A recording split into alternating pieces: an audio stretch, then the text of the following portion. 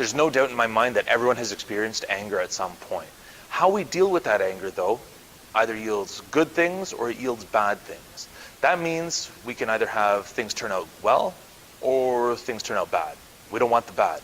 We only want the good side of it. The wrong way to address this is to yell at people, to be abusive, and to say or do things that we can't take back, or say or do things that will hurt the people around us.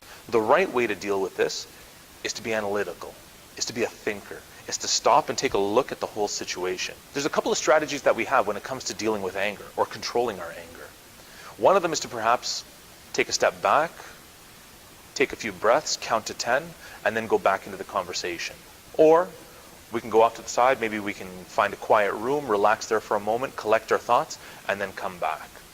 If we have even more time than that, we can possibly go off somewhere, listen to some music, watch some TV, relax ourselves, and then go back into a conversation or whatever it was that made us angry.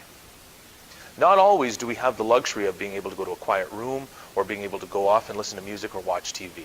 We have to learn to manage our stress and our anger with a bit of breathing.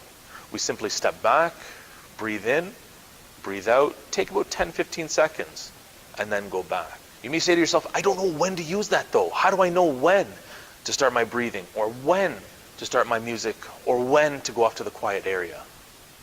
Well, inside of you, you're going to feel like your blood's beginning to boil. You're getting madder and madder, and you want to say something or do something just to lash out. That's when you have to start stepping off to the side.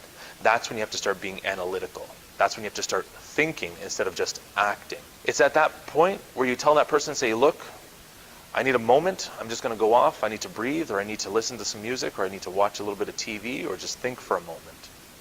And then come back to that discussion or whatever it is that you were doing or working on. Sometimes we don't have those luxuries, like I said before. Sometimes people don't feel comfortable saying those things. A good strategy to not feel so uncomfortable is just to let the person say, look, I need to go to the bathroom for a moment.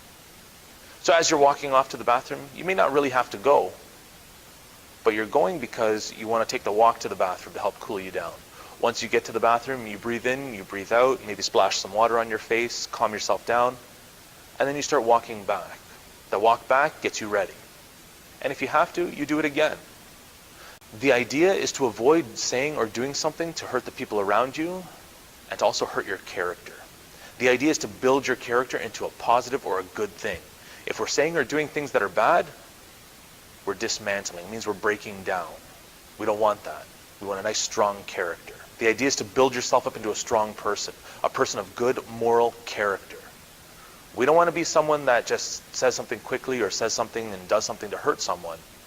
We want to be that strong person. When we show that we can go off to the side, catch our breath and come back to a conversation, we're actually showing self-discipline. We're showing control over ourselves. That's what we want. Self-discipline is like a muscle.